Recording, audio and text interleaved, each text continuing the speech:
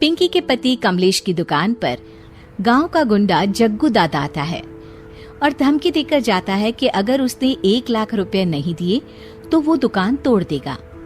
घर में सभी परेशान होते हैं।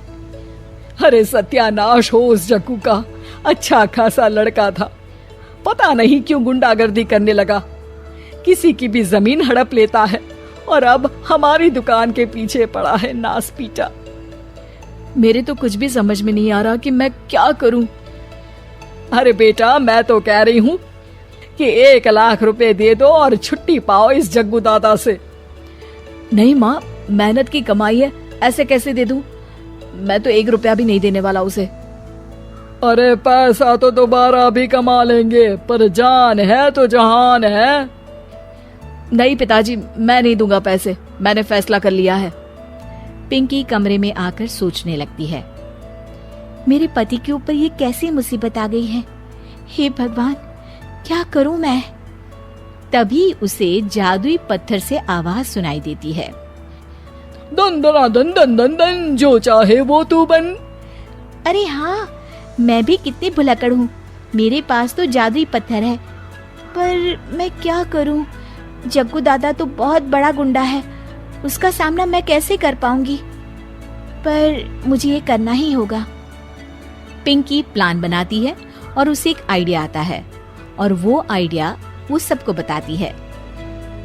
सुनिए, मेरे पास एक प्लान है, आप जग्गू दादा को पैसे देकर उन्हें घर पर खाने पर बुलाइए। सब ये सुनकर दंग रह जाते हैं। लो और सुनो, अरे वो तुम्हारे दूर के चाचा नहीं है जिसको खाने पर बुलाया जाए, जग्गू दादा है, इस गांव में सबसे अमीर और 1 नंबर का गुंडा। ओफो सासू माँ, मैं जो कह रही हूँ वो करके तो देखिए। मैं आपको यकीन दिलाती हूँ कि कल के बाद जग्गू दादा हमें कभी परेशान नहीं करेगा। पिंकी के कहने पर कमलेश जग्गू दादा को रुपए देता है और उसे अपने घर खाने पर बुलाता है।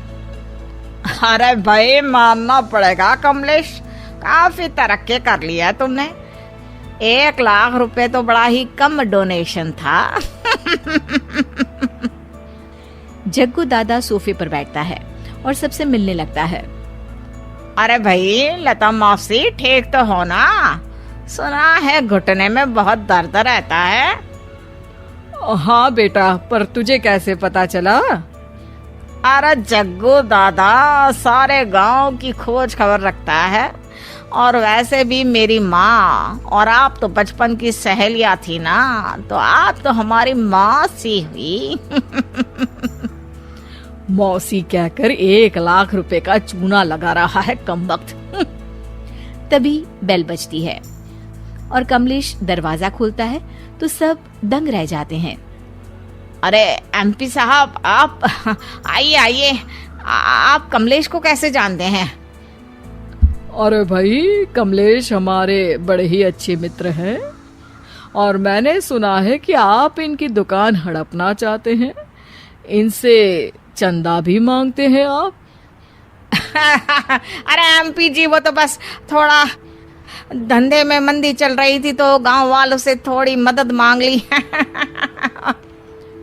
देखो जग्गू दादा, होंगे दादा तुम अपने घर के, ये हमारे पहचान के लोग हैं, इनके साथ तुमने कुछ भी उल्टा सीधा किया तो सीधा जेल में डाल देंगे, समझे? फिर वहां बाकी कैदियों से चंदा मांगते फिरोगे क्या? जग्गू घबरा जाता है और वहां से जाने लगता है। जी जी एमपी जी, समझ गए, हम चलते हैं, हमें माफ कर दो कमलेश बाबू।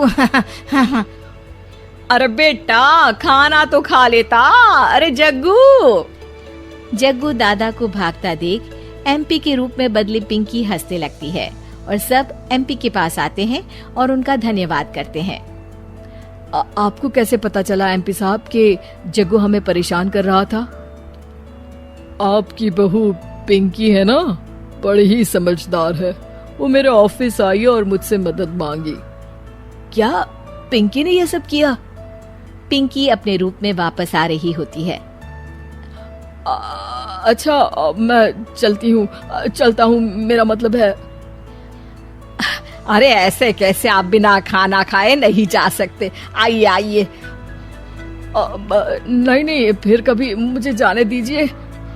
पिंकी भागती है। अरे इन्हें किस बात की जल्दी थी?